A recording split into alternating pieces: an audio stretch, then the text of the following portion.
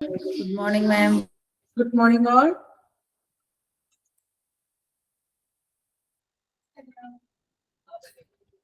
Ma'am, ആ flow chart ഒന്ന് പറയണേ. ഫ്ലോ ചാർട്ട് പറയാം. ഓക്കെ, അപ്പൊ നമ്മള് ക്ലാസ് സ്റ്റാർട്ട് ചെയ്യുന്നതാണ്. പുതിയൊരു ആഴ്ച തുടങ്ങിയാണ്.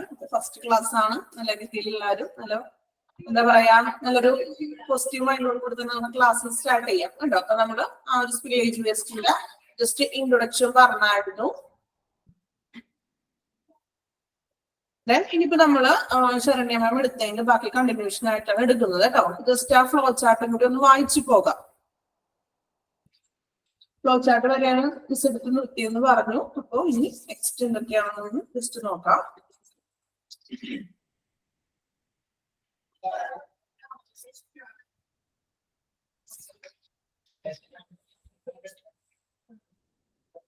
ഫ്ലോ ചാർട്ട് ജസ്റ്റ് വായിക്കുകയാണ്, നോക്കാം.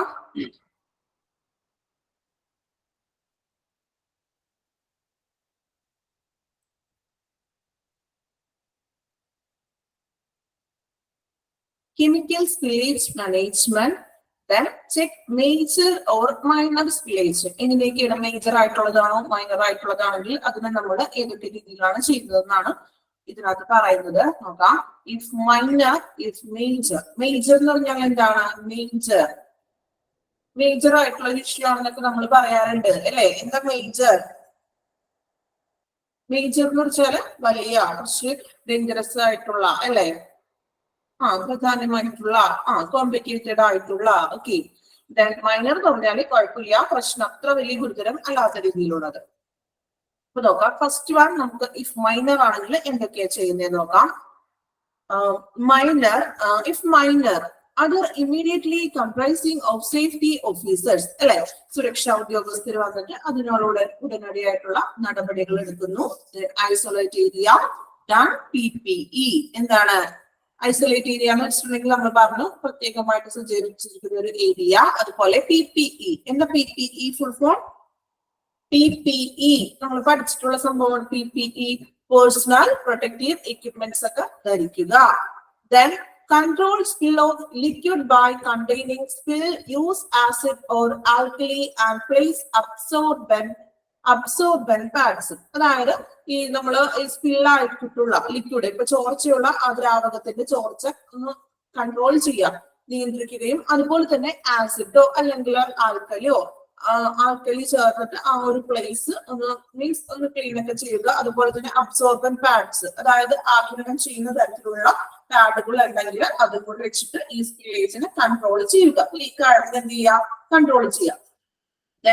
ഡിസ്കാർഡ് അക്കോർഡിംഗ് ടു റൂൾസ് അല്ലെ, അതായത് നമ്മൾ എന്ത് ചെയ്യണം? നിയമങ്ങൾ അനുസരിച്ചുകൊണ്ട് റൂൾസ് ഒക്കെ അനുസരിക്കുക. എങ്ങനെയാണെന്ന് വെച്ചിട്ടുണ്ടെങ്കിൽ ഡീകണ്ടാമിനേറ്റ് ആൻഡ് ക്ലീൻ ഏരിയ, അണുവിമുക്തമാക്കുകയും ആ ഏരിയ വൃത്തിയാക്കുകയും ചെയ്യണം. Raise incident forms. Incident form എന്ന് പറഞ്ഞിട്ടുണ്ടെങ്കിൽ ഒരു ഫോമാണ് അത്. ഹോസ്പിറ്റലുകളിൽ നമ്മള് ലാമ ഫോം പഠിച്ചില്ലേ? ലാമ ഓർമ്മയുണ്ടോ? ലിവ് അഗെയിൻസ്റ്റ്, അതായത് ഡോക്ടർ പറഞ്ഞു അതിനെതിരായിട്ട് ഡിസ്ചാർജ് ചെയ്ത് പോകണമെങ്കിൽ അതിന് പ്രത്യേകമായിട്ടുള്ള ഒരു ഫോം ഉണ്ടെന്ന് പറഞ്ഞു അല്ലെ. അപ്പൊ ആ ഒരു ഫോമില് ഇങ്ങനെ കണ്ടീഷനൊക്കെ എഴുതിയിട്ടുണ്ടാവും. ഇവിടുന്ന് ഡോക്ടർ ഇവിടുന്ന് ആള് ഡിസ്ചാർജ് ചെയ്ത് പോയിട്ടുണ്ടെങ്കിൽ എന്തെങ്കിലും അപകടങ്ങൾ വരികയാണെങ്കിൽ ആള് സ്വന്തം റിസ്കിലാണെന്നുള്ളത് ഒരു ജസ്റ്റ് ഒരു പേപ്പറിൽ സൈൻ ചെയ്ത് കൊടുക്കുന്ന ഒരു ഫോം ഉണ്ട് അല്ലെ.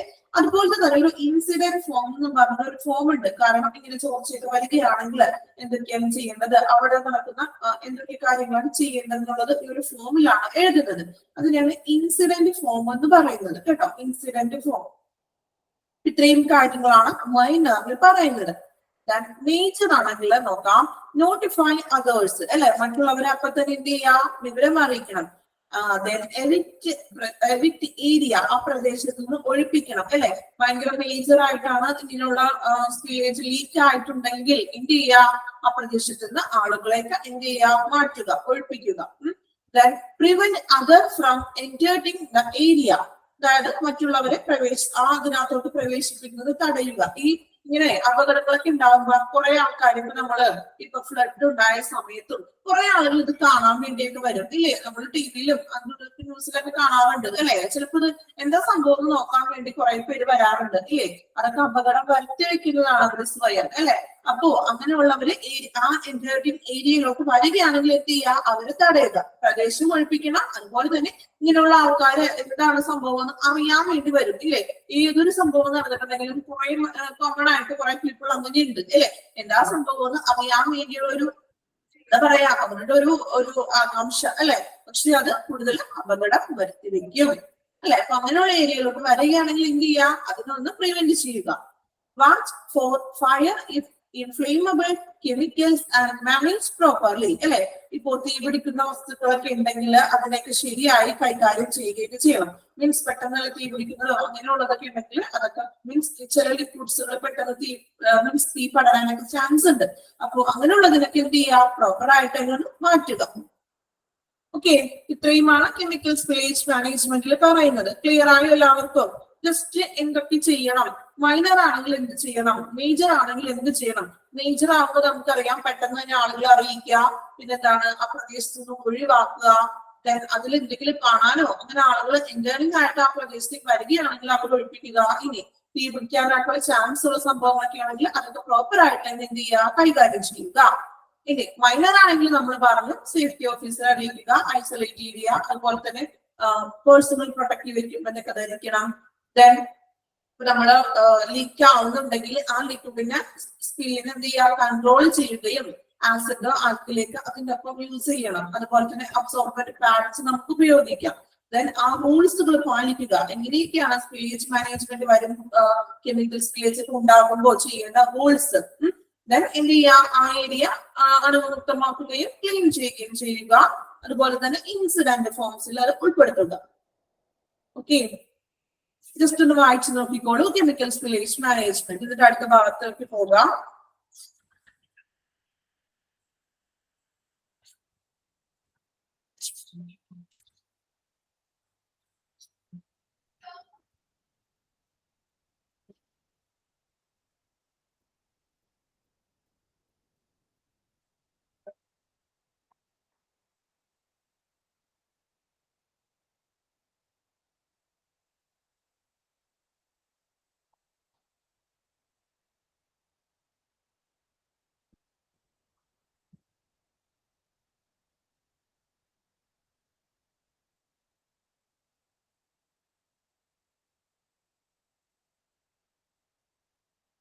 അയച്ചെല്ലാവരും ഓക്കെ. നെക്സ്റ്റ് നമുക്ക് നോക്കാം radio active spillage waste management. Okay, firstly എന്താണ് റേഡിയോ ആക്റ്റീവ് എന്ന് പറയുന്നത്? നമ്മൾ എപ്പോഴും കേട്ടിട്ടുണ്ട് അല്ലെ. റേഡിയോ ആക്റ്റീവ് എന്നൊക്കെ നമ്മൾ പലപ്പോഴും പറഞ്ഞു കേട്ടിട്ടുള്ള ഒരു കാര്യമാണ് അല്ലെ. എന്താണ് റേഡിയോ ആക്റ്റീവ്? ജസ്റ്റ് ഒന്ന് കമന്റ് ചെയ്യാമോ അറിയാവുന്നവരുണ്ടെങ്കിൽ? റേഡിയോ ആക്റ്റീവ് കിരണങ്ങളാണ്. ഓക്കെ, ഇനി ഈ ഹോസ്പിറ്റലിൽ എവിടെ നിന്നൊക്കെയാണ് ഈ റേഡിയോ ആക്റ്റീവ് വരുന്നത്? എല്ലാ ട്രീറ്റ്മെന്റ്സിലും റേഡിയോ ആക്റ്റീവ് ഉണ്ടോ? ഒരു പനിയായിട്ടോ ഒരു ചുമയായിട്ട് പോകുമ്പോൾ ഉണ്ടാവാറുണ്ടോ? ഇല്ല. Okay, x-ray. ഓക്കെ, പിന്നെ എന്തൊക്കെയാ വരാറുണ്ട്? CT സ്കാൻ, MRI അല്ലെങ്കിൽ സ്കാനുകളിൽ നിന്ന്. ഓക്കെ,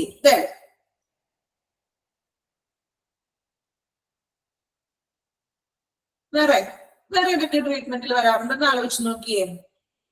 ഈ റേഡിയോ ആക്റ്റീവ് മീൻസ് അത് ഉപയോഗിച്ചിട്ടുള്ള ട്രീറ്റ്മെന്റ്സുകൾ ഏതൊക്കെയാണ്? എന്തൊക്കെയായിരിക്കാം? ക്യാൻസറിന്. ഓക്കെ, ക്യാൻസറിന് ചെയ്യുന്ന ഏത് ട്രീറ്റ്മെന്റിനാണ് റേഡിയോ ആക്റ്റീവ് വരുന്നത്?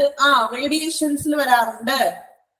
റേഡിയേഷൻ. അതുപോലെ തന്നെ അതുമായിട്ട് കണക്ട് ചെയ്തിട്ടുള്ള ക്യാൻസറിന്റെ മറ്റൊരു ട്രീറ്റ്മെന്റ് ആണ് കീമോ ചെയ്യുമ്പോൾ അല്ലെ. കീമോ ട്രീറ്റ്മെന്റിലും റേഡിയോ ആക്റ്റീവ് കിരണങ്ങൾ വരുന്നുണ്ട്. അതുപോലെ തന്നെ ന്യൂക്ലിയർ ട്രീറ്റ്മെന്റ്സിനും അങ്ങനെയുള്ള ഫ്ലാഷ് സ്റ്റെറിലൈസേഷൻ. ഓക്കെ, അപ്പോ ഹോസ്പിറ്റലിനുള്ളിൽ വരുന്ന ചില പ്രത്യേക തരത്തിലുള്ള ട്രീറ്റ്മെന്റ്സിനൊക്കെ ഈ റേഡിയോ ആക്റ്റീവ് കിരണങ്ങൾ അവിടെ സാന്നിധ്യം ഉണ്ട്. അപ്പോ ഈ റേഡിയോ ആക്റ്റീവ് വസ്തുക്കൾ അടങ്ങിയ അതൊരിത്തിരി ഡേഞ്ചറസ് ആയിട്ടുള്ള അപകടകരമായിട്ടുള്ള മാലിന്യങ്ങളെയാണ് നമ്മൾ എന്ത് വിളിക്കുക? റേഡിയോ ആക്റ്റീവ് കിരണങ്ങൾ എന്ന് വിളിക്കുന്നത്. അത് ഹോസ്പിറ്റലിൽ ഇപ്പൊ നിങ്ങൾ പറഞ്ഞതുപോലെ സ്കാനിങ്ങിലും എക്സ്റേയിലും MRI ചെയ്യുമ്പോഴും അല്ലെങ്കിൽ റേഡിയേഷൻ, കീമോ അല്ലെങ്കിൽ ന്യൂക്ലിയർ ട്രീറ്റ്മെന്റ്സ് തുടങ്ങിയവയ്ക്കൊക്കെ വരുമ്പോഴാണ് ഈ റേഡിയോ ആക്റ്റീവ് ഉണ്ടാവുന്നത്. അപ്പോ ഇത് നമുക്ക് ഹ്യൂമൻ ബോഡിക്കും കുറച്ച് അപകടകരമായിട്ടുള്ളതാണ്. ഇവിടെ നമുക്ക് പഠിക്കാനുള്ളത് റേഡിയോ ആക്റ്റീവ് സ്പില്ലേജ് വേസ്റ്റ് ഇതിൽ നിന്ന് വരുന്ന ഈ റേഡിയോ ആക്റ്റീവ്സ് ലീക്ക് ആവുന്ന ആ ഒരു വേസ്റ്റ് മാനേജ്മെന്റ് എങ്ങനെയൊക്കെയാണ് നമ്മൾ കൈകാര്യം ചെയ്യേണ്ടതെന്നാണ് പറയുന്നത്. ഓരോ പോയിന്റ് ആയിട്ട് നമുക്ക് വായിക്കാം. First one, radioactive spillage can be dangerous to human health and the environment. Steps to be taken for managing radioactive spillage waste. അല്ലെ, നമുക്കറിയാം ഈ റേഡിയോ ആക്റ്റീവ് എന്ന് വെച്ചിട്ടുണ്ടെങ്കിൽ ഈ റേഡിയോ ആക്റ്റീവ് ചോർന്നത് മീൻസ് അത് സ്പില്ലേജ് ആവുന്നത് ഡേഞ്ചറസ് ആണ്, മനുഷ്യന്റെ ആരോഗ്യത്തിനും അതുപോലെ തന്നെ എൻവയോൺമെന്റിനും ഡേഞ്ചറസ് ആണ്. ഇനി എന്തൊക്കെയാണ് റേഡിയോ ആക്റ്റീവിന് സ്വീകരിക്കേണ്ട നടപടികൾ എന്നാണ് പറയുന്നത് കേട്ടോ. ഇവിടെ തുടങ്ങിയാണ് കേട്ടോ, സെക്കൻഡ് വൺ തുടങ്ങിയാണ് പോയിന്റ് തുടങ്ങുന്നത്. ജസ്റ്റ് ഓൾറെഡി ഇത് വന്നെന്നുള്ളൂ. എന്തൊക്കെയാണ് നമ്മൾ അതിനു വേണ്ടി എടുക്കുന്ന മാനേജ് ചെയ്യേണ്ട കാര്യങ്ങൾ എന്നാണ് ഇനി പോയിന്റ് ഔട്ട് ചെയ്ത് പറയുന്നത്. ശ്രദ്ധിക്കുക. First point, evacuate the area. What's the meaning evacuate? എന്താണ് മീനിങ് ഇവാക്യുവേറ്റ് എന്ന് വെച്ചാൽ നമ്മൾ പലതവണ പല ചാപ്റ്ററിൽ അത് റിപ്പീറ്റ് വന്നിട്ടുള്ള ഒരു ടേം ആണ് ഇവാക്യുവേറ്റ്. ഇവാക്യുവേറ്റ് ചെയ്യുക, എന്ത് ഇവാക്യുവേറ്റ് ചെയ്യുക? ഒഴിപ്പിക്കുക, മാറ്റി നിർത്തുക ഒക്കെ പറയും അല്ലെ. നോക്കാം. Evacuate area. If the spill is notable, evacuate the area and call emergency services. അല്ലെ, ഇപ്പോ ഇങ്ങനെയുള്ളൊരു ഇപ്പോ സ്പില്ല്, അതായത് റേഡിയോ ആക്റ്റീവ് സ്പില്ലേജ് ആയിട്ടുണ്ട് എന്ന് അറിയുകയാണെങ്കിൽ എന്ത് ചെയ്യാം? ആ പ്രദേശത്ത് നിന്ന് ഒഴിപ്പിച്ചിട്ട് അടിയന്തരമായിട്ടുള്ള എമർജൻസി സർവീസസ് അല്ലെ. ബാക്കി എന്താ ചെയ്യേണ്ടത്? അവിടെയുള്ള ആളുകളെ ഒഴിപ്പിക്കുക, അടിയന്തര സേവനങ്ങൾ എന്തൊക്കെയാണെന്ന് വെച്ചാൽ ചെയ്യുക. അതാണ് ഫസ്റ്റ് വൺ പറയുന്നത്, ഇവാക്യുവേറ്റ് ഏരിയ. ആളുകൾ എന്ത് ചെയ്യാം? ഇങ്ങനെ ഒരു ചോർച്ച നടന്നിട്ടുണ്ട് എങ്കിൽ എന്ത് ചെയ്യാം? ആളുകളെ ഒഴിപ്പിക്കുകയും അതോടൊപ്പം തന്നെ എമർജൻസി സേവനങ്ങൾ ആരംഭിക്കുക. Second one, wear protective equipment അല്ലെ. നമുക്ക് സുരക്ഷയ്ക്കായിട്ടുള്ള എക്യുപ്മെന്റ്സുകൾ, ഉപകരണങ്ങൾ ധരിക്കുക. Personal should be use personal protective equipment. Underline ചെയ്യാം, PPE, പേഴ്സണൽ പ്രൊട്ടക്റ്റീവ് എക്യുപ്മെന്റുകൾ ധരിക്കണം. അതുപോലെ തന്നെ such as gloves, goggles and respirators before going to the spill to avoid connection with the radioactive material and to prevent contain the spill. Use absorbent material like sand or absorbent pads to contain the spill and prevent it from spreading. Pack the material in a labeled radioactive waste bag and discard disposal. നോക്കാം. അപ്പോൾ നമ്മൾ പറഞ്ഞു clear ആയിട്ട് protective equipments ധരിക്കണം. അതുപോലെ തന്നെ gloves, അതുപോലെ തന്നെ എന്താണ് ഗ്ലൗസ് ധരിക്കുക. ഗോഗിൾസ് മീൻസ് എന്താണ് കണ്ണടകൾ, അതായത് സേഫിന് വേണ്ടിയിട്ട് നമ്മൾ ഉപയോഗിക്കുന്നത് അല്ലെ, കണ്ണടകൾ ധരിക്കുക. അതുപോലെ തന്നെ റെസ്പിറേറ്ററുകൾ മീൻസ് ശ്വാസം ഇതൊക്കെ ലഭിക്കാൻ വേണ്ടിയിട്ട് നമ്മളൊരു റെസ്പിറേറ്ററുകളൊക്കെ കരുതുക. അതുപോലെ തന്നെ before going to the spill avoid connection with radioactive material അല്ലെ, അതായത് എന്താണ് റേഡിയോ ആക്റ്റീവ് മെറ്റീരിയലുമായിട്ടുള്ള ബന്ധം വിച്ഛേദിക്കുക. മീൻസ് നമ്മൾ ആ പ്രദേശത്തേക്ക് ഇതൊക്കെ വെച്ചുകൊണ്ട് ചെല്ലനെയാണ്. അപ്പോ ഇപ്പൊ എന്തെങ്കിലും അതിന്റെ മീൻസ് വയറുകളും കണക്ഷനൊക്കെ ഉണ്ടെങ്കിൽ എന്ത് ചെയ്യുക? അതൊക്കെ വിച്ഛേദിക്കണം.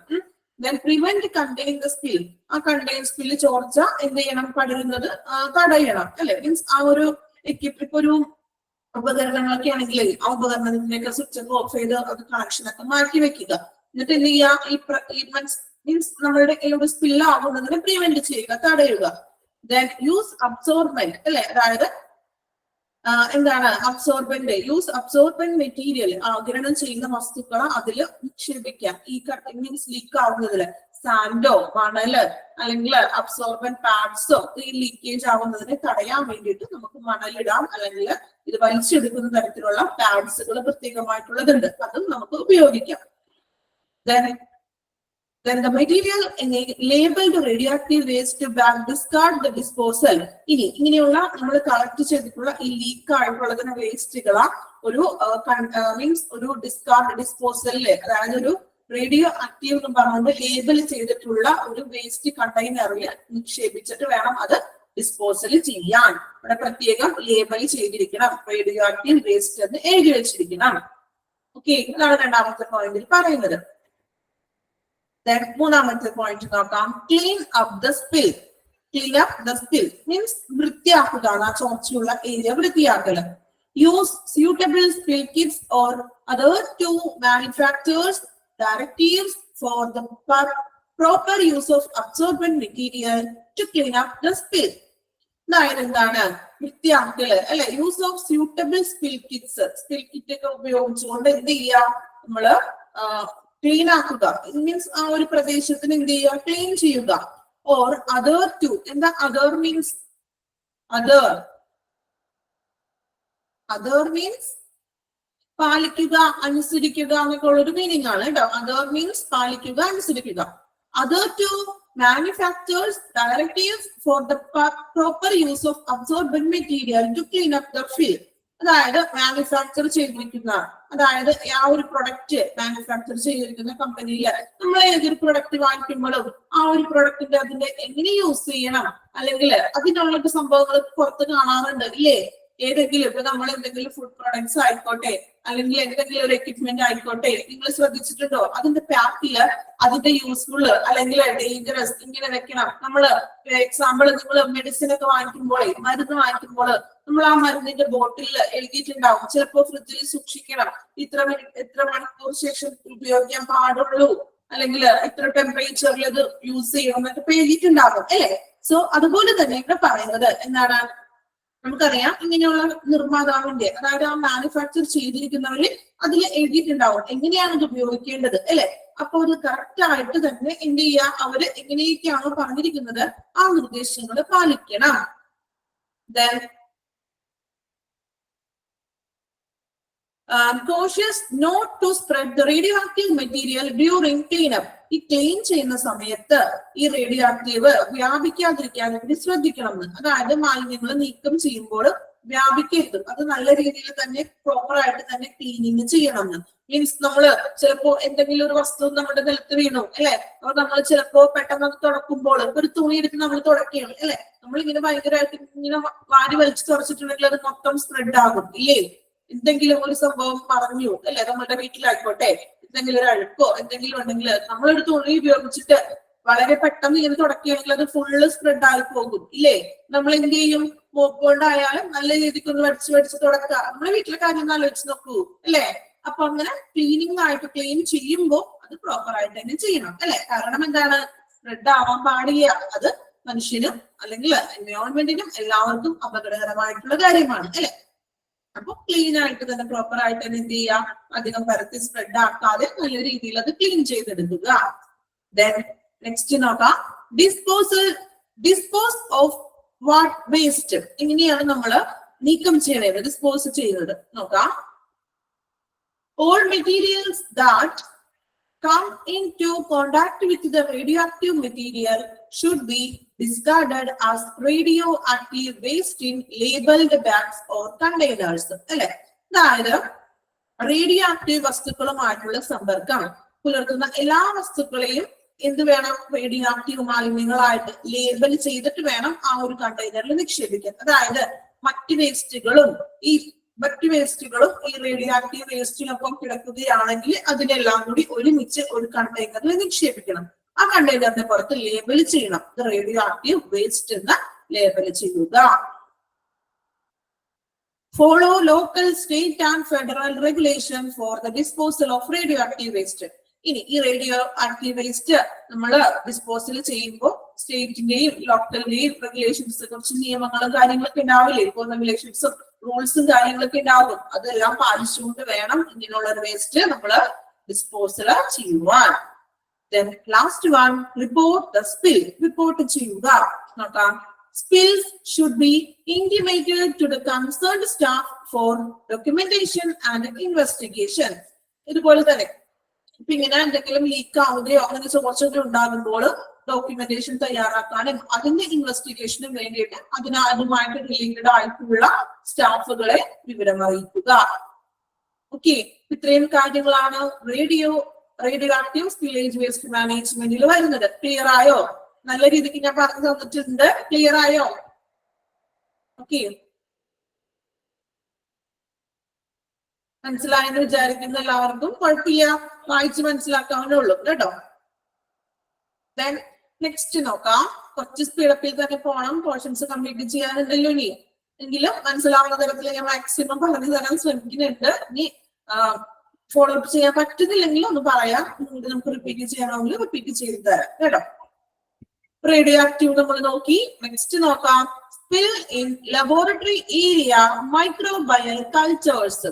എന്താണ് ഈ മൈക്രോബയൽ കൾച്ചേഴ്സ്? സയൻസ് എടുത്ത് പഠിച്ച സ്റ്റുഡൻസ് ഒക്കെ ഉണ്ടോ കൂട്ടത്തില്? സയൻസോ അല്ലെങ്കിൽ ഇപ്പൊ പ്ലസ് ടുവിലോ അല്ലെങ്കിൽ ലാബിലോ വർക്ക് ചെയ്യുന്നവരോ അതുമായിട്ട് റിലേറ്റഡ് ആയിട്ടുള്ള കോഴ്സുകൾ ചെയ്ത ആരെങ്കിലും ഉണ്ടോ? ഇനി എന്തെങ്കിലും പറയില്ല അല്ലെ? അയ്യോ ഇത് ടീച്ചർ ചോദിക്കുമെന്ന് വിചാരിച്ചപ്പോ പറയാണ്ടിരിക്കുന്നുണ്ടാവും. അങ്ങനെ ഉണ്ടോ? നിങ്ങൾക്കും ഇല്ലട്ടോ, ജസ്റ്റ് ചോദിച്ചെന്നുള്ളൂ. മൈക്രോബയൽ കൾച്ചേഴ്സ് എന്താ? ബാക്ടീരിയൽ അനലൈസിസ് ആണ്. ഓക്കെ, അതിന് ലാബിന്റെ പഠിച്ചതാണോ അല്ലെങ്കിൽ സയൻസ് സബ് എടുത്ത് പഠിച്ചതാണോ? പേടിക്കണ്ട, ഞാൻ ചോദിക്കണമൊന്നുമില്ല. സയൻസ് ആണോ അല്ലെങ്കിൽ മീൻസ് ലാബ് റിലേറ്റഡ് ആയിട്ട് ആരെങ്കിലും പഠിച്ചിട്ടുണ്ടോ അല്ലെങ്കിൽ വർക്ക് ചെയ്യുന്നവരുണ്ടോ? ആരുമില്ല. ഇനി ആരും ഉണ്ടാവില്ലേ ചോദിച്ചാലും അല്ലെ? സയൻസ് പഠിച്ചതാണ്. Okay okay.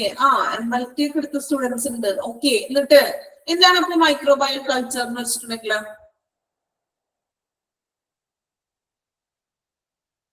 MLT ഒക്കെ എടുത്ത സ്റ്റുഡൻസിനൊക്കെ നിങ്ങൾ അറിയാൻ പറ്റില്ലേ മൈക്രോബയൽ കൾച്ചേഴ്സ്? നമുക്കറിയില്ല, കുഴപ്പമില്ല, പോട്ടെ, നമുക്ക് നോക്കാം കേട്ടോ. നമുക്ക് മൈക്രോബയൽ കൾച്ചേഴ്സ് എന്താണെന്നൊന്നും പഠിക്കാനൊന്നും ഇല്ല. നമുക്ക് ഇവിടെ പഠിക്കാനുള്ളത് ഇങ്ങനെയുള്ള മൈക്രോബയൽ കൾച്ചർ ലീക്ക് ആവുമ്പോൾ ചെയ്യേണ്ട കാര്യങ്ങൾ എന്തൊക്കെയാണെന്നാണ് കേട്ടോ. റേഡിയോ ആക്റ്റീവ് നമ്മൾ പഠിച്ചു. റേഡിയോ ആക്റ്റീവ് ലീക്ക് ആവുമ്പോൾ ചെയ്യുന്ന കാര്യങ്ങൾ എന്തൊക്കെയാണെന്ന് നമ്മൾ നോക്കി. ഇനി നമ്മൾ പഠിക്കാൻ പോകുന്നത് മൈക്രോബയൽ കൾച്ചേഴ്സ്. അതായത് ഇപ്പോ നമ്മൾ പറഞ്ഞ ഇപ്പൊ എക്സാമ്പിൾ പറയുകയാണെങ്കിൽ സൂക്ഷ്മജീവികൾ, ഈ ബാക്ടീരിയ, വൈറസ് അങ്ങനെയുള്ളതിനൊക്കെ ഈ പരീക്ഷണങ്ങൾക്കും മറ്റ് അസുഖങ്ങൾ കണ്ടുപിടിക്കാനും അതിനൊക്കെ വേണ്ടിയിട്ട് നമ്മൾ ഈ ലാബിൽ തന്നെ ടെസ്റ്റ് ട്യൂബുകളിൽ ഇതിനെ വളർത്തി അതിന് ഫുഡും കാര്യങ്ങളൊക്കെ നമ്മൾ ഈ ടെസ്റ്റ് ട്യൂബിൽ തന്നെ കൊടുത്തിട്ട് ക്രിയേറ്റ് ചെയ്തിട്ട് നമ്മൾ അതിനെ സേഫ് ആയിട്ട് ലാബിനുള്ളിൽ ഈ മീൻസ് ടെസ്റ്റുകൾക്കും അങ്ങനെയുള്ള ഈ രോഗാണുക്കളെ കണ്ടുപിടിക്കാനും അവയുടെ തരത്തിൽ വിവിധ തരത്തിലുള്ള കാര്യങ്ങൾ കണ്ടുപിടിക്കാൻ വേണ്ടിയിട്ട് നമ്മൾ ഈ ബാക്ടീരിയൽസിനെയൊക്കെ നമ്മൾ എന്ത് ചെയ്യും? ഈ ടെസ്റ്റ് ട്യൂബുകളിലൊക്കെ അതിനെ ഫുഡൊക്കെ കൊടുത്ത് വളർത്തും. മേ ബി അങ്ങനെ ചെയ്യുമ്പോൾ അവിടെ എന്തെങ്കിലും ചിലപ്പോൾ ടെസ്റ്റ് ട്യൂബ് പൊട്ടിപ്പോവുകയോ അങ്ങനെയുള്ള ലാബിൽ കൈകാര്യം ചെയ്യുമ്പോൾ ഇങ്ങനെയുള്ള ഈ വൈറസിനെയൊക്കെ വളർത്തിയ ടെസ്റ്റ് ട്യൂബുകളെ പൊട്ടിപ്പോകുമ്പോൾ സംഭവിക്കുന്ന കാര്യങ്ങൾ, അങ്ങനെ വരുന്ന സ്പില്ലിനെയാണ് നമ്മൾ ഇനി പറയാൻ പോകുന്നത്. അങ്ങനെ പൊട്ടിപ്പോകുമ്പോൾ എന്ത് പറ്റും? അവിടെ സ്പ്രെഡ് ആകും. ചിലപ്പോൾ എന്തെങ്കിലും അസുഖങ്ങളൊക്കെ പടാനൊക്കെ ചാൻസ് ഉണ്ട് ഈ വൈറസ് മൂലമൊക്കെ അല്ലെ? അപ്പോ ഇങ്ങനെയുള്ള വൈറസ് ഒക്കെ പൊട്ടിപ്പോകാൻ ചാൻസ് ഉണ്ട്. ടെസ്റ്റ് ട്യൂബ് പൊട്ടുമ്പോൾ അത് മൊത്തം അവിടെ സ്പ്രെഡ് ആയി പോകും അല്ലെ? അപ്പോ അങ്ങനെ സ്പ്രെഡ് ആകുമ്പോൾ എന്തൊക്കെ കാര്യങ്ങളാണ് നമ്മൾ ചെയ്യേണ്ടത്? നമുക്ക് പഠിക്കാനുള്ളത് അത്രയും ഉള്ളൂ. ഓക്കെ, അപ്പോ എന്താണ് മൈക്രോബയൽ മീൻസ് ക്ലിയർ ആയോ? അതായത് ഈ വൈറസ്, ബാക്ടീരിയ തുടങ്ങിയ സൂക്ഷ്മജീവികളെ ടെസ്റ്റ് ട്യൂബിന് ഉള്ളിൽ തന്നെ ലാബിൽ വെച്ചിട്ട് നമ്മൾ മീൻസ് ബാക്ടീരിയൽ ഇൻഫെക്ഷൻ വരാം അല്ലെ? അപ്പൊ അങ്ങനെ വളർത്തുമ്പോൾ ഈ ടെസ്റ്റ് ട്യൂബുകൾ നമ്മുടെ കയ്യിൽ നിന്ന് താഴെ പൊട്ടുകയോ ഇങ്ങനെയുള്ള കേസസ് ഒക്കെ വരുമ്പോൾ എന്താ ചെയ്യുന്നതെന്നാണ് ഇനി പറയാൻ പോകുന്നത് കേട്ടോ. നോക്കാം. യൂസ് PPE, അതായത് protective personal equipment, personal protective എക്യുപ്മെന്റുകൾ ഉപയോഗിക്കാം. അതിനകത്ത് എന്തൊക്കെയാണ് ഉൾപ്പെടുന്നതെന്നാണ് പറയുന്നത്. Lab coat, chemical resistant gloves, safety glasses and mask. Notify all person in immediate area, vacate area, cover the spill with absorbent material, drenched in right disinfect. അല്ലെ? അതായത് നോക്കാം, നമുക്ക് ഇങ്ങനെ ഒരു സംഭവം ലാബിൽ ചെയ്യുമ്പോൾ ലാബിൽ നിൽക്കുന്ന എല്ലാവരും തന്നെ ലാബ് കോട്ട് ധരിച്ചിട്ടുണ്ടാകും അല്ലെ? അപ്പൊ ലാബ് കോട്ട് ധരിക്കുക, അതുപോലെ തന്നെ പേഴ്സണൽ പ്രൊട്ടക്റ്റീവ് എക്യുപ്മെന്റ്സ് എല്ലാം തന്നെ ധരിക്കണം അല്ലെ? ഗ്ലൗസ് ഇടുക, അതുപോലെ ഗ്ലാസസും അങ്ങനെയുള്ള കാര്യങ്ങളൊക്കെ എന്ത് ചെയ്യാം? ധരിക്കുക. അതുപോലെ തന്നെ അടുത്തുള്ള എല്ലാ സ്ഥലത്തു നിന്നും വെക്കേറ്റ് ചെയ്യണം. ആ പ്രദേശത്ത് പിന്നെ ആരും നിൽക്കാൻ പാടില്ല. ആ ഏരിയയിൽ നിന്ന് എല്ലാവരെയും എന്ത് ചെയ്യുക? ഒഴിപ്പിച്ച് മാറ്റുക. ദെൻ നെക്സ്റ്റ് നോക്കാം. Hypochlorite solution with a concentration of 1.0% available, chlorine 80% ethanol. അതായത് ലഭ്യമായിട്ടുള്ള 1% ക്ലോറിനും hypochlorite solution with hypochlorite solution എന്തുമായിട്ട് 1% ക്ലോറിനും 80% എഥനോൾ എന്നിവയുടെ സാന്ദ്രതയുള്ള ഒരു ഹൈപ്പോക്ലോറൈഡ് ലായനി ഉപയോഗിക്കാവുന്ന ഇങ്ങനെ ക്ലീനിങ്ങിനൊക്കെ വേണ്ടിയിട്ട്. Then leave 10 to 30 minutes after pouring disinfect solution around the spiller. അല്ലെ, അതായത് ഒരു അണുനാശിനി, ഈ ഒരു അണുനാശിനി എന്ത് ചെയ്യാം, ഒരു 10 തുടങ്ങി 30 മിനിറ്റ് വരെ എന്ത് ചെയ്യാം, നമുക്ക് ഈ ഒരു സൊല്യൂഷൻ ആ ഒരു സ്പില്ലായിട്ടുള്ള ഒരു ഏരിയയില് മീൻസ് അറൗണ്ട് ഒന്ന് തളിച്ച് ചുറ്റും കൊടുക്കുക. Rub the nearby area using disinfection solution. അല്ലെ, അതുപോലെ തന്നെ ചോർച്ചയ്ക്ക് ചുറ്റും ഈ അണുനാശിനി തളിക്കണം. ശേഷം എന്ത് ചെയ്യണം, ആ അണുനാശിനി ഒന്ന് റബ്ബ് ചെയ്യുക, മീൻസ് തുടക്കുക എന്നൊക്കെ പറയില്ലല്ലോ നമ്മള്. ആ സൊല്യൂഷൻ വെച്ചിട്ട് ആ ഒരു ഏരിയ ഫുള്ള് ഒന്ന് റബ്ബ് ചെയ്ത് തുടച്ച് ഒന്ന് ക്ലീൻ ആക്കുക. Then clean the spillage and disinfect solution and shift the polluted material to an appropriate waste container. Then അണുനാശിനി ഉപയോഗിച്ചിട്ട് പിന്നെ അണുനാശിനി വൃത്തിയാക്കിയിട്ടുള്ള അത് തുടച്ച് നമ്മൾ ക്ലീൻ ചെയ്ത മാലിന്യങ്ങൾ അതിനായിട്ട് അപ്രോപ്രിയേറ്റ് ആയിട്ടുള്ള കണ്ടെയ്നറിൽ നിക്ഷേപിക്കുക. Then if the spillage is huge or includes a extremely infectious microorganism, cabinet may need to be decontaminated for formaldehyde gas by qualified staff before further use. Raise incident forms. ഇനി source വളരെ വലുതാണെങ്കിൽ, ഇപ്പൊ huge ആയിട്ടുള്ളതാണെങ്കിൽ എന്ത് ചെയ്യുക, ഒരു സൂക്ഷ്മാണുക്കളെ ഉൾപ്പെടുന്നുണ്ടെങ്കിലോ അല്ലെങ്കിൽ ഉപയോഗത്തിന് cabinet ഫോർമിഹൈഡ് എന്ന് വെച്ചൊരു വാതകമാണത്. ക്യാബിനറ്റ് ഫോർമാൽഡിഹൈഡ് ആ ഒരു വാതകം ഉപയോഗിച്ച് അണുവിമുക്തം ആക്കണം. ഇനിയും അങ്ങനെ കൂടുതൽ മൈക്രോ ഓർഗാനിസം ഒക്കെ ഉണ്ടെങ്കിൽ ഈ ഒരു ഫോർമാലിൻഹൈഡ് എന്ന് പറഞ്ഞൊരു വാതകമാണ്, അത് വെച്ചിട്ട് ഒന്ന് ക്ലീൻ ചെയ്തിട്ട് ഇത് ഇൻസിഡന്റ് ഫോമിൽ ഇങ്ങനെയുള്ള ഒരു ഹ്യൂജ് ആയിട്ടുള്ള ഒരു സംഭവം നടന്നിട്ടുണ്ടെങ്കിൽ ഇൻസിഡന്റ് ഫോമിലും അത് രേഖപ്പെടുത്തണം. ജസ്റ്റ് എന്താണെന്നുള്ളത് മാത്രമേ ഉള്ളൂ, വലിയ ക്വസ്റ്റ്യൻ ഒന്നും അതിൽ നിന്ന് ചോദിക്കാനൊന്നും പോണില്ല. ജസ്റ്റ് മനസ്സിലാക്കാൻ വേണ്ടിയിട്ടാണ് കേട്ടോ. മൈക്രോബയോളജി ഇതുപോലെ ടെസ്റ്റുകളൊക്കെ പറഞ്ഞിട്ടുണ്ടെങ്കിൽ എന്ത് ചെയ്യുക, അതിനൊന്ന് ക്ലീൻ ചെയ്യുക. ഹൈപ്പോക്ലോറൈഡ് സൊല്യൂഷൻസിൽ 1% ക്ലോറിനും 80% എഥനോളും കൂടി ചേർന്ന ലായനി ആ മിശ്രിതം എന്ത് ചെയ്യുക, ഒരു 10 മിനിറ്റ് 30 മിനിറ്റ് ജസ്റ്റ് ഒന്ന് തളിക്കുക, ക്ലീൻ ചെയ്യുക. ക്ലീൻ ചെയ്തിട്ട് എന്ത് ചെയ്യണം, അതിനകത്ത് വേസ്റ്റ് ഒക്കെ ഉണ്ടെങ്കിൽ അത് അതിന്റെ ആപ്റ്റായിട്ടുള്ള കണ്ടെയ്നറിൽ സ്ഥാപിക്കണം. ദെൻ നമ്മൾ എന്ത് ചെയ്യാം, ഈ ഫോർമാലിൻഹൈഡ് എന്ന് പറഞ്ഞൊരു വാതകം കൂടി ജസ്റ്റ് തളിക്കുക. ഓക്കെ, ജസ്റ്റ് വായിക്കാനുള്ളൂ കേട്ടോ. അതിലൊന്നും വലിയ ക്വസ്റ്റ്യൻ ഒന്നും ചോദിക്കാനൊന്നും പോണില്ല. Okay,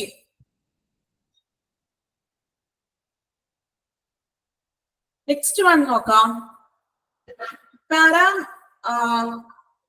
pharmaceutical spillage waste management. ഇനി അടുത്തത് ഫാർമസ്യൂട്ടിക്കൽ അല്ലെ, നമുക്കറിയാം ഫാർമസിയിൽ നിന്ന് വരുന്ന സ്പില്ലേജ് ആകുന്ന മാലിന്യങ്ങളെ കുറിച്ചാണ് ഇനി പറയാൻ പോകുന്നത്. നോക്കാം. Steps to taken for managing pharmaceutical spillage waste area.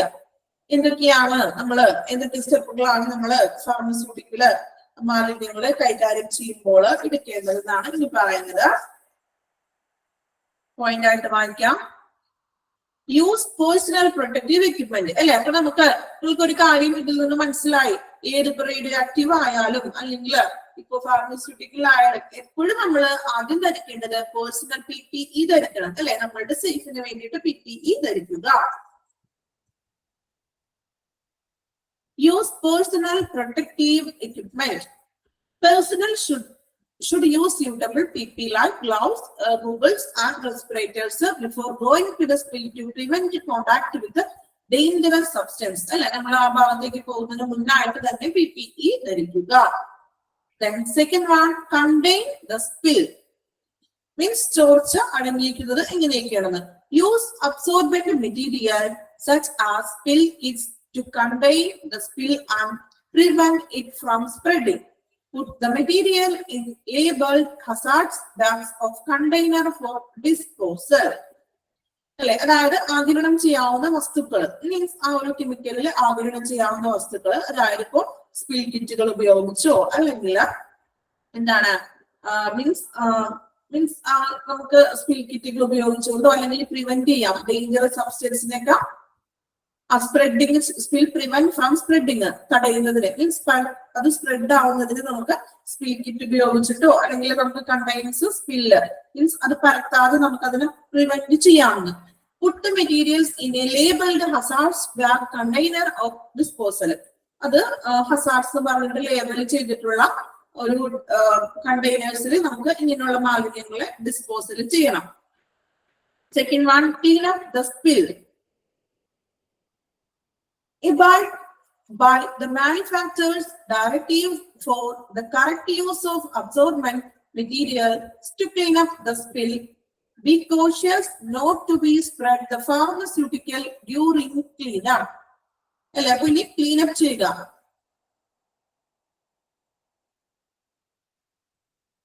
Cleanup means എങ്ങനെയൊക്കെയാണ് ആ ഒരു ഈ ഫാർമസ്യൂട്ടിക്കൽ മെഡിക്കൽ ക്ലീനപ്പ് ചെയ്യുന്നതെന്ന് നോക്കാം. Abide by manufacturer's directive for the correct use of absorbent material to clean up the spill. നമ്മൾ നേരത്തെ പറഞ്ഞു മെഡിസിൻസിൽ അത് എങ്ങനെ ഉപയോഗിക്കണം അല്ലെ. നേരത്തെ പറഞ്ഞ ഓർമ്മേണ്ട ഒരു പോയിന്റ്, നമ്മൾ മരുന്നൊക്കെ വാങ്ങിക്കുമ്പോൾ മെഡിസിന്റെ ആ ഒരു കുപ്പിയില് അതെങ്ങനെ ഉപയോഗിക്കണം, ചിലപ്പോൾ വാണിങ് തുറന്ന് വെക്കരുതും അല്ലെങ്കിൽ തണുപ്പുള്ള ഏരിയയിൽ വെക്കണം എന്നൊക്കെ പറഞ്ഞിട്ടൊക്കെ ഉണ്ടാകും. അപ്പൊ ഇങ്ങനെയാണോ ആ മാനുഫാക്ചേഴ്സ് പറഞ്ഞിരിക്കുന്ന ഡയറക്ഷൻ, അതുപോലെ തന്നെ വേണം അത് ക്ലീനിങ് ചെയ്യുമ്പോഴും ഉപയോഗിക്കേണ്ടത്. അബൈഡ് മീൻസ് എന്താണ്? എബൈഡ് എന്താ മീനിങ്? പാലിക്കുക അല്ലെങ്കിൽ അവരുടെ ഡയറക്ഷൻസ് അനുസരിച്ച് അനുസരിക്കുക എന്നൊക്കെയുള്ളൊരു സെയിം മീനിങ് ഒക്കെ തന്നെയാണ് അല്ലെ. അതായത് മെഡിസിൻസിന് നമ്മൾ പറഞ്ഞു ഒരു എങ്ങനെയാണ് ഉപയോഗിക്കേണ്ടത്. ചില മെഡിസിൻസ് ഇപ്പോ മീൻസ് കുഞ്ഞുങ്ങളുടെയൊക്കെ ആണെങ്കിൽ ആന്റിബയോട്ടിക്സ് ചിലപ്പോ നമ്മള് ഫ്രിഡ്ജിൽ വെച്ചിട്ട് ഒരു കുറച്ച് ടൈമിൽ നമ്മൾ നോക്കേണ്ടതായിട്ടൊക്കെ വരും അല്ലെ. അപ്പൊ അത് എങ്ങനെയാണ് അത് കൈകാര്യം ചെയ്യേണ്ടതെന്ന് ഓൾറെഡി മീൻസ് എങ്ങനെയാണ് അത് കൈകാര്യം ചെയ്ത് പാലിക്കേണ്ടത് മീൻസ് അതർവൻസിന്റെ ആ സെയിം മീനിങ് തന്നെയാണ് അബൈഡും പറയുന്നത് കേട്ടോ. അപ്പൊ അത് അവര് എങ്ങനെയാണോ ആ ഡയറക്റ്റീവ്സ് മാനുഫാക്ചർ ചെയ്തിരിക്കുന്നത് അതുപോലെ തന്നെ അത് പാലിച്ചിട്ട് വേണം അത് ക്ലീനിങ്ങിന്റെ കാര്യങ്ങളും ചെയ്യാനായിട്ട്. Be cautious not to be spread the pharmaceutical during cleanup അല്ലെ. നമ്മള് മീൻസ് അത് കുറച്ച് ശ്രദ്ധയോടുകൂടി ചെയ്യണം. ക്ലീൻ ചെയ്യുമ്പോൾ ഇത് സ്പ്രെഡ് ആവാത്ത രീതിയിൽ നല്ല രീതിയിൽ വേണം അത് പ്രോപ്പർ ആയിട്ട് ക്ലീൻ ചെയ്ത് എടുക്കുക. നമ്മൾ നേരത്തെ പറഞ്ഞ പോയിന്റ് ഒക്കെ തന്നെയാണ് ഇതിനകത്ത് വരുന്നത് കേട്ടോ. വലിയ വ്യത്യാസമൊന്നും വരുന്നില്ല, സെയിം പോയിന്റ് ഒക്കെ തന്നെയാണ്. Then dispose of waste. അതല്ലേ നമ്മൾ പോയിന്റ്സ് അല്ല, ഡിസ്പോസ് ഓഫ് വേസ്റ്റ് നോക്കാം.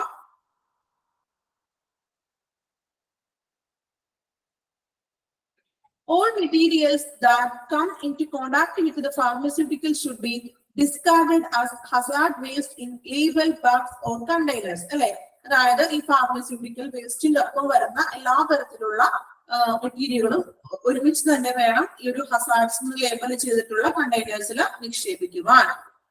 Then follow local, state and federal regulation for the disposal hazard waste. ഇതുപോലെ തന്നെ ലോക്കൽ മറ്റ് സ്റ്റേറ്റ് നടപടികളൊക്കെ പാലിക്കണം. Then report the spill. Spill should be intimated of the concerned personnel documentation and investigation. Documentation investigation വേണ്ടിയിട്ട് എന്ത് ചെയ്യാം?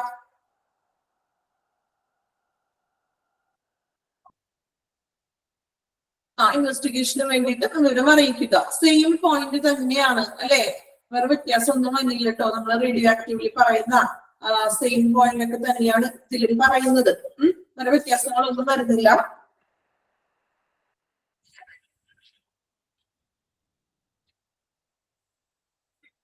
Okay, അത്രയും ഭാഗം ഒന്ന് വായിച്ചു നോക്കിയേ, പെട്ടെന്ന് വായിച്ചോളൂ അത്രയും ഭാഗം കേട്ടോ.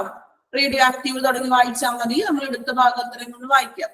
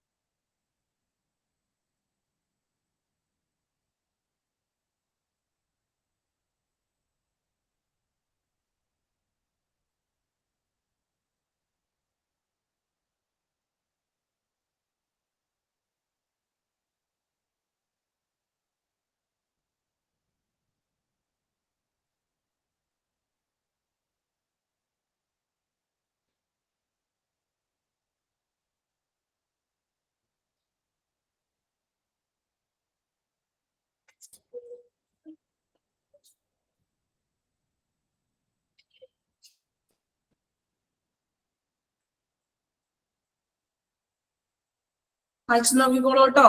ഫാർമസ്യൂട്ടിക്കൽ സ്പില്ലേജ് വേസ്റ്റ് വരെ വായിക്കാം.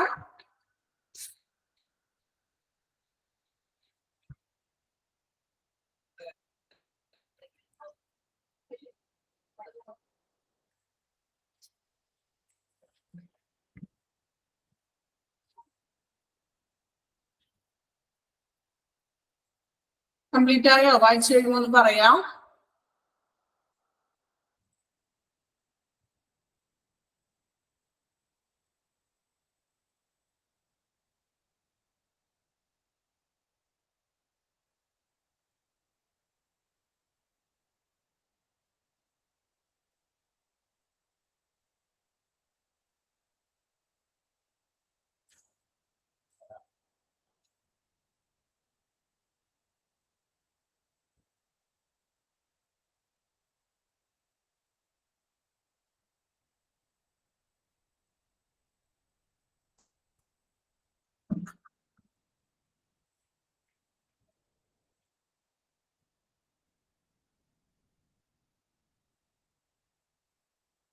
ഓക്കെ, നെക്സ്റ്റ് നമുക്ക് സ്റ്റാർട്ട് ചെയ്യാം.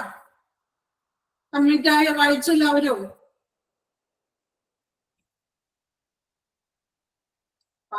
വായിച്ചെല്ലാവരും ഉറങ്ങിപ്പോയോ? അനക്കൊന്നുമില്ല. വായിച്ചെല്ലാവരും? ഓക്കെ.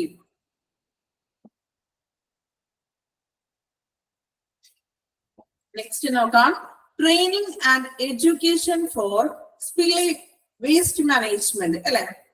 അതായത് ഈ മാലിന്യ സംസ്കരണത്തിലുള്ള ട്രെയിനിങ്ങുകളും അതുപോലെ തന്നെ പരിശീലനവും വിദ്യാഭ്യാസവും എങ്ങനെ കൊടുക്കാന്നാണ് പറയുന്നത്. Here are some important aspects of training and education for spillage waste management in hospitals. ഹോസ്പിറ്റൽസിൽ കൊടുക്കുന്ന ട്രെയിനിങ്ങും എഡ്യൂക്കേഷൻസും കാര്യങ്ങളൊക്കെയാണ്. എങ്ങനെയാണ് ഈ സ്പില്ലേജ് വേസ്റ്റിനെ നമ്മൾ ഓവർകം ചെയ്യേണ്ടതും അതിനെങ്ങനെയൊക്കെയാണ് ഹാൻഡിൽ ചെയ്യേണ്ടതെന്ന് പറയുന്നതാണ് ഇനി പറയുന്നത് പോയിന്റ്സ് ആണ്. നോക്കാം. First one, identification of spillage waste അല്ലെ. മാലിന്യങ്ങള് ഐഡന്റിഫിക്കേഷൻ ചെയ്യാം, തിരിച്ചറിയൽ നോക്കാം. Proper training should be given to the health workers to identify various types of spillage waste and the related risks and dangers. അല്ലെ, അപ്പോ പ്രോപ്പർ ആയിട്ടുള്ള ഒരു ട്രെയിനിങ് ഹെൽത്ത് വർക്കേഴ്സിന് കൊടുക്കുക. എന്തിന്റെ ട്രെയിനിങ് ആണ് കൊടുക്കേണ്ടത്? ഈ സ്പില്ലേജ് വേസ്റ്റുകൾ ഐഡന്റിഫൈ ചെയ്യാനും അതുപോലെ തന്നെ അതുമായിട്ട് റിലേറ്റഡ് ആയിട്ട് വരുന്ന റിസ്കുകൾ എന്തൊക്കെയാണ്, അതിന്റെ ഡേഞ്ചേഴ്സ് ആയിട്ടുള്ള റിസ്കുകൾ എന്തൊക്കെയാണെന്ന് തിരിച്ചറിയാൻ വേണ്ടിയിട്ടുള്ള ഒരു ട്രെയിനിങ് നൽകുക. Second one, handling the disposal producers. എങ്ങനെയൊക്കെയാണ് ഡിസ്പോസൽ കൈകാര്യം ചെയ്യേണ്ടതെന്ന്. Proper training should be given to the health workers handling and disposal procedures for each type of spillage waste. വിവിധ തരത്തിലുള്ള സ്പില്ലേജ് വേസ്റ്റുകൾ ഏതൊക്കെ തരത്തിലാണ് ഡിസ്പോസൽ ചെയ്യേണ്ടതും ഹാൻഡിൽ ചെയ്യേണ്ടതെന്നും എന്ത് ചെയ്യാൻ ട്രെയിനിങ് കൊടുക്കുക. പലതരത്തിലുള്ള ഡിസ്പോസൽ ഉണ്ടെന്ന് പറഞ്ഞു അല്ലെ. ഏതൊക്കെയാണ് പലതരത്തിലുള്ളത്? നമ്മൾ പറഞ്ഞ റേഡിയോ ആക്റ്റീവ് ഉണ്ട്, ഫാർമസ്യൂട്ടിക്കൽ ഉണ്ട്, ഈ മറ്റേ മൈക്രോബയൽ ഉണ്ട്, അങ്ങനെ തുടങ്ങിയവരേക്ക് എങ്ങനെയാണ് ഡിസ്പോസൽ ചെയ്യേണ്ടതും ഹാൻഡിൽ ചെയ്യേണ്ടതും പ്രോപ്പർ ആയിട്ടുള്ള ട്രെയിനിങ്ങുകൾ നൽകുക. This consists of use of personal protective equipment, contaminant of spill, personal PPP ഉപയോഗിക്കാം, and proper disposal of waste. Proper ആയിട്ട് എങ്ങനെയൊക്കെയാണ് PPP ഒക്കെ ഉപയോഗിച്ചിട്ട് വേസ്റ്റിനെ നമ്മൾ ഡിസ്പോസൽ ചെയ്യേണ്ടതിന് ട്രെയിനിങ് നൽകുക. Then response plan. Hospitals must maintain a response plan in place for spillage incidents.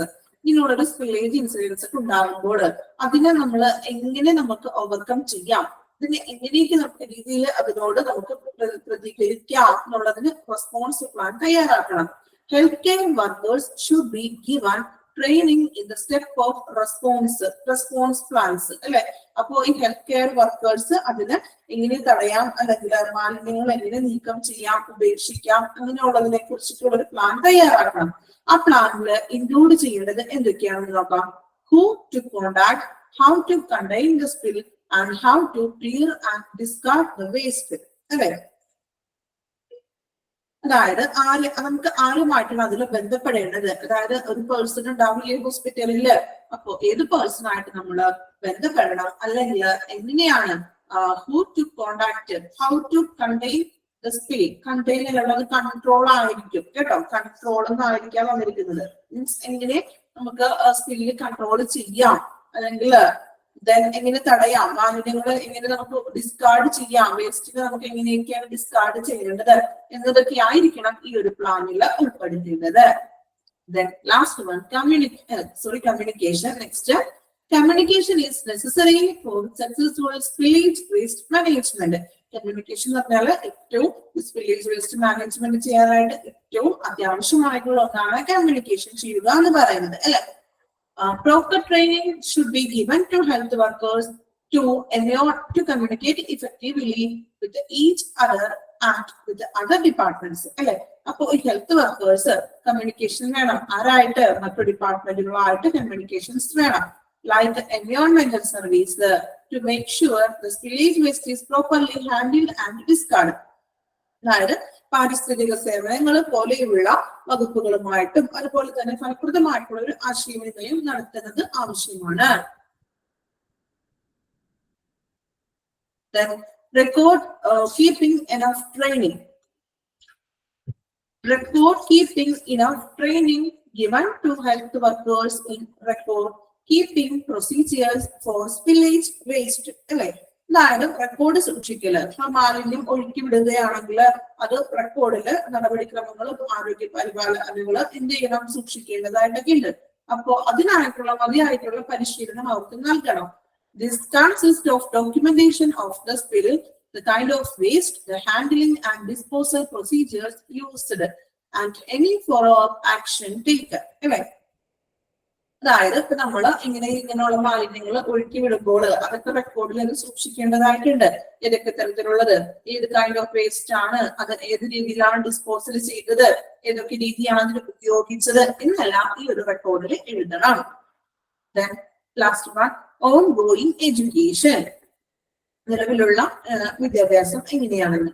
Spillage waste management training should be continuous and modernized to reflect changes in procedures, regulations and best practices, അല്ലെ? അതായത് അങ്ങനെയുള്ള മാലിന്യ spillage ഒരു മാലിന്യ സംസ്കരണ പരിശീലനം തുടർച്ചയായിട്ട് നടത്തണം, കണ്ടിന്യൂസ് ആയിട്ട് കൊടുക്കണം. ഒരു വർഷത്തിൽ ഒരു ദിവസം മാത്രം കൊടുക്കുകയല്ല വേണ്ടത്, കണ്ടിന്യൂസ് ആയിട്ട് അവർക്ക് അതിനുള്ള ട്രെയിനിങ്സുകൾ കൊടുക്കണം. അതിന്റെ റെഗുലേഷൻസും ചട്ടങ്ങള് എങ്ങനെയൊക്കെയാണെന്നുള്ളതും അല്ലെങ്കിൽ നിലവിലുള്ള പുതിയ മോഡേണൈസ്ഡ് ആയിട്ടുള്ള മാറ്റങ്ങൾ എന്തൊക്കെയാണെന്നും അതൊക്കെ നവീകരിക്കുകയും അതിനുള്ള പ്രാക്ടീസസ് അവർക്ക് നൽകുകയും ചെയ്യണം. Then ലാസ്റ്റ് അതിനെ സംഗ്രഹിച്ച് പറഞ്ഞിരിക്കുകയാണ്, effective training and education for spillage waste management will minimize the risk and hazards related with spillage waste in hospitals and make sure the safety of healthcare workers, patients and the environment. അല്ലെ? നല്ല രീതിയിലുള്ള ഫലപ്രദമായിട്ടുള്ള ഒരു പരിശീലനവും വിദ്യാഭ്യാസം നൽകുന്നത് ഈ ഹോസ്പിറ്റലുകളിലെ റിസ്കുകളും ഹസാർഡ്സും കുറയ്ക്കാനായിട്ട് സാധിക്കും, അപകടങ്ങളൊക്കെ കുറയ്ക്കാൻ സാധിക്കും. അതുപോലെ തന്നെ ആരോഗ്യ പ്രവർത്തകരുടെയും അതുപോലെ തന്നെ എന്താണ് വർക്കേഴ്സിന്റെയും പേഷ്യൻസിന്റെയും രോഗികളുടെയും പരിസ്ഥിതിയുടെയും ഒരു പ്രൊട്ടക്ഷൻ ഉറപ്പുവരുത്താനും ഇങ്ങനെയുള്ള കാര്യങ്ങളൊക്കെ ചെയ്യുന്നതിലൂടെ സാധിക്കും. ഇത്രയും കാര്യങ്ങളാണ് പോയിന്റിൽ പറയുന്നത്. അതായത് ട്രെയിനിങ്ങുകളും എഡ്യൂക്കേഷൻസും മെയിൻ ആയിട്ട് പറയുന്നത് എന്താണ്, അവർക്ക് പ്രോപ്പർ ആയിട്ട് ട്രെയിനിങ്ങുകൾ കൊടുക്കുക, അല്ലെ? ഇങ്ങനെയൊക്കെയാണ് വേസ്റ്റിനെ കൈകാര്യം ചെയ്യുന്നത്, നമ്മൾ ട്രെയിനിങ്ങും അതിനുള്ള വിദ്യാഭ്യാസം കൊടുക്കുക. പിന്നെ പറഞ്ഞു കണ്ടിന്യൂസ് ആയിട്ടുള്ള ട്രെയിനിങ് ആണ് ആ ഹെൽത്ത് വർക്കേഴ്സിന് നൽകേണ്ടത്. വർഷത്തിൽ ഒരു വട്ടോ അല്ലെങ്കിൽ മാസത്തിൽ ഒരു വട്ടോ അങ്ങനെയല്ല, കുറച്ച് കൂടുതൽ ഡീറ്റെയിൽ ആയിട്ട് കണ്ടിന്യൂസ് ആയിട്ടുള്ള ഒരു ട്രെയിനിങ്ങുകൾ തന്നെ ഈ ഹെൽത്ത് വർക്കേഴ്സിന് കൊടുക്കുക. ഓക്കെ, ഇത്രയും വരുന്നുള്ളൂ അതിനകത്ത്.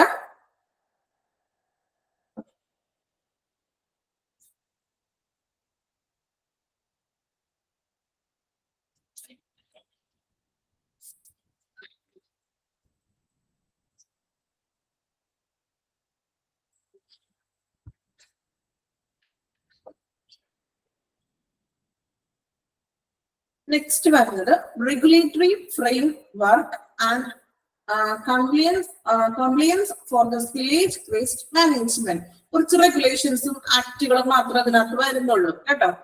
ജസ്റ്റ് അതും കൂടെ ഒന്ന് പറഞ്ഞോട്ടെ, കുറച്ച് ബോർ അടിച്ചത് എനിക്ക് അറിയാം അല്ലെ, കുഴപ്പമില്ല. ഇത് ജസ്റ്റ് വായിക്കാനുള്ളൂ, ഡീറ്റെയിൽ ഒന്നും ഞാൻ പറയുന്നില്ല. ജസ്റ്റ് എന്തൊക്കെയാണ് ആക്ടുകളാണ് അതിനകത്ത് മെയിൻ ആയിട്ട് പറയുന്നത്, നമ്മൾ അത് മാത്രം പഠിച്ചാൽ മതി. അതിന്റെ വിശദ വിവരങ്ങളൊന്നും പഠിക്കേണ്ടതായിട്ടില്ല കേട്ടോ. ജസ്റ്റ് അതും കൂടി ഒന്ന് പറഞ്ഞിട്ട് നമുക്ക് നിർത്താം. Spillage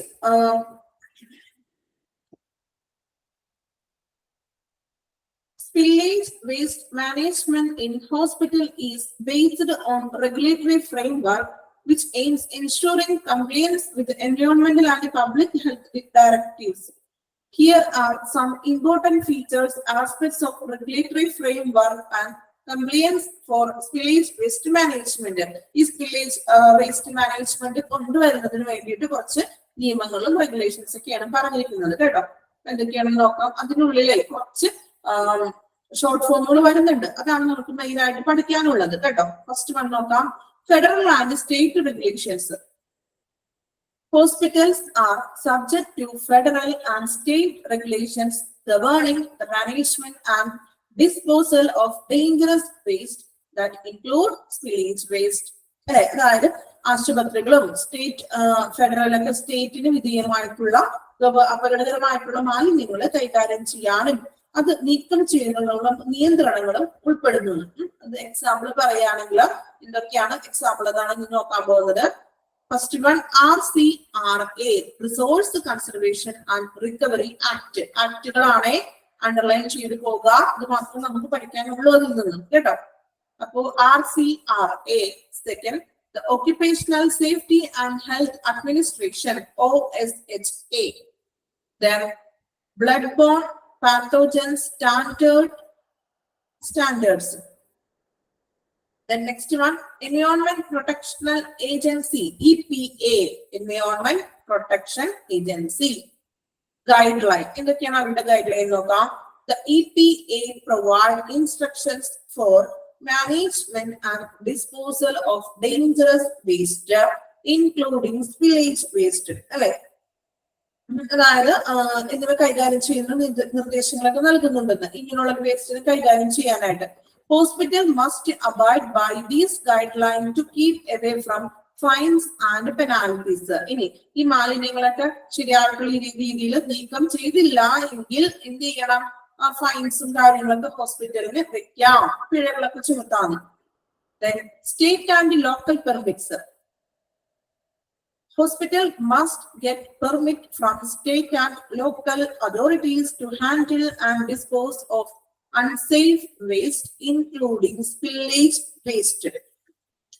അതായത് ഇങ്ങനെയുള്ള സ്പില്ലേജ് ആയിട്ടുള്ള മാലിന്യങ്ങളെ, സുരക്ഷിതമല്ലാത്ത മാലിന്യങ്ങൾ കൈകാര്യം ചെയ്യുന്നതിനും അതിനെ നമ്മൾ ഡിസ്പോസൽ ചെയ്യുന്നതിനും ഈ ആശുപത്രികൾ, ഹോസ്പിറ്റലുകള് സംസ്ഥാന മീൻസ് സ്റ്റേറ്റ് വൈസ് ആയിട്ടും അല്ലെങ്കിൽ സംസ്ഥാന അധികാരികളിൽ നിന്നും അനുമതി വാങ്ങണമെന്ന്. മീൻസ് ഏതൊക്കെ രീതിയിലാണത് കൈകാര്യം ചെയ്യുന്നതിനും സ്റ്റേറ്റും ലോക്കൽ പെർമിറ്റ്സ് ഒക്കെ വാങ്ങിക്കണം. Training and certification. Healthcare workers who manipulate spillage waste must get training and certification in dangerous waste management disposal procedures to ensure compliance with regulations. അതായത് മാലിന്യങ്ങളൊക്കെ ഈ ഒഴുക്കി വിടുന്നതിനായിട്ടുള്ള ആരോഗ്യ പ്രവർത്തകർക്ക് അപകടകരമായിട്ടുള്ള ഈ ഡിസ്പോസൽ ചെയ്യുന്നതിനും അങ്ങനെ നേടിയിരിക്കണം. മീൻസ് അങ്ങനെ ആർക്ക് വേണമെങ്കിലും ചെയ്യാൻ പറ്റുന്ന ഒരു കാര്യമല്ല. അതിനായിട്ട് റിലേറ്റഡ് ആയിട്ടുള്ള ഹെൽത്ത് വർക്കേഴ്സിനെ അവർക്ക് അതിനുള്ള സർട്ടിഫിക്കേഷൻസ് കാര്യങ്ങളൊക്കെ ഉണ്ടായിരിക്കണം. പിന്നെ അതുപോലെ തന്നെ എന്താണ് അതിനായിട്ടുള്ള റെഗുലേഷൻസും റൂൾസും അവരെ പാലിക്കണം. Record keeping. Hospital must keep records of spillage waste management activities.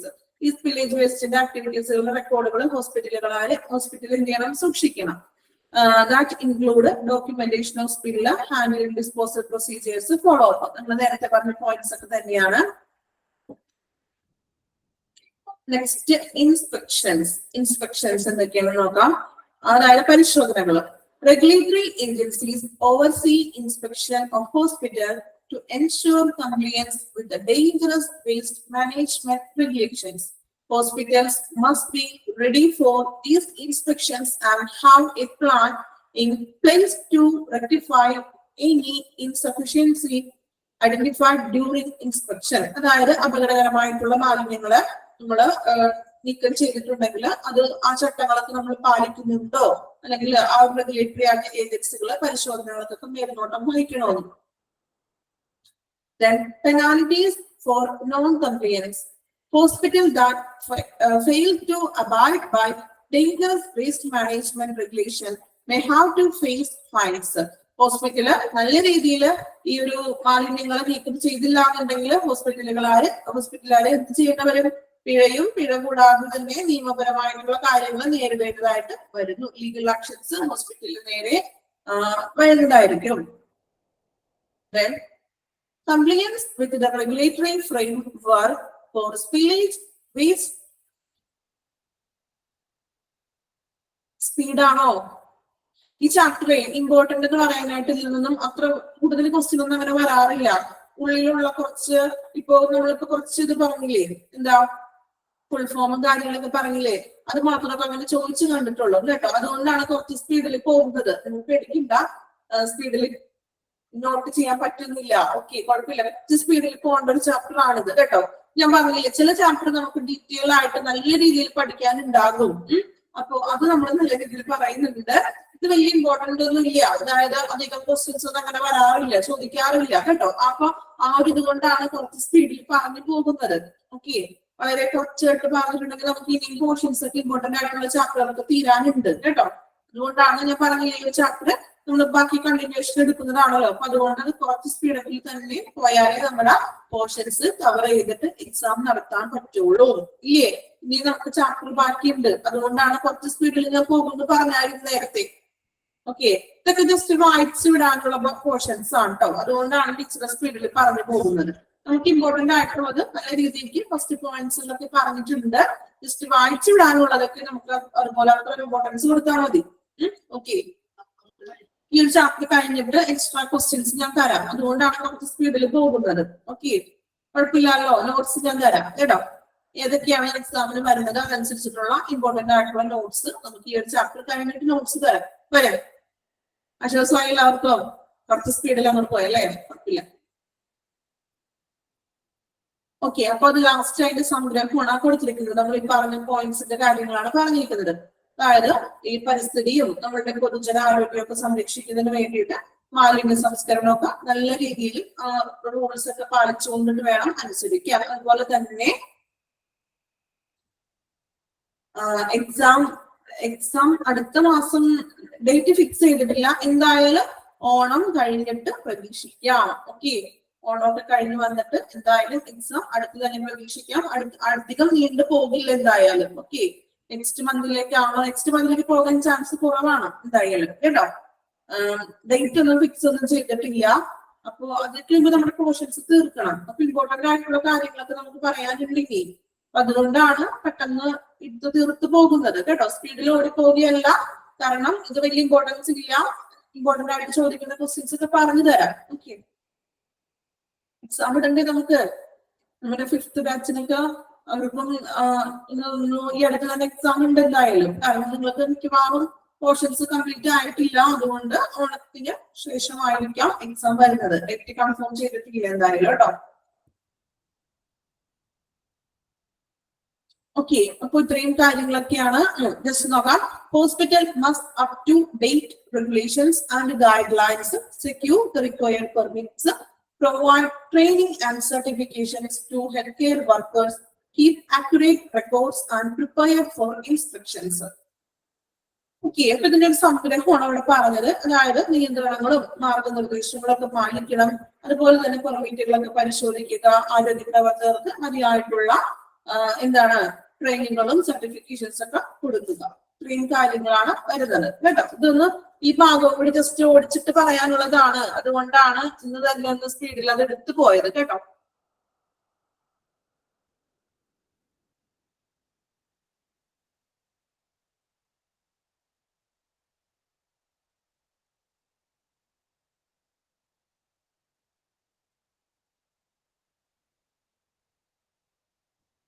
Okay, പിന്നെ നെക്സ്റ്റ് ക്ലാസ്സിൽ നമുക്ക് അടുത്ത പോയിന്റ് പറയാം.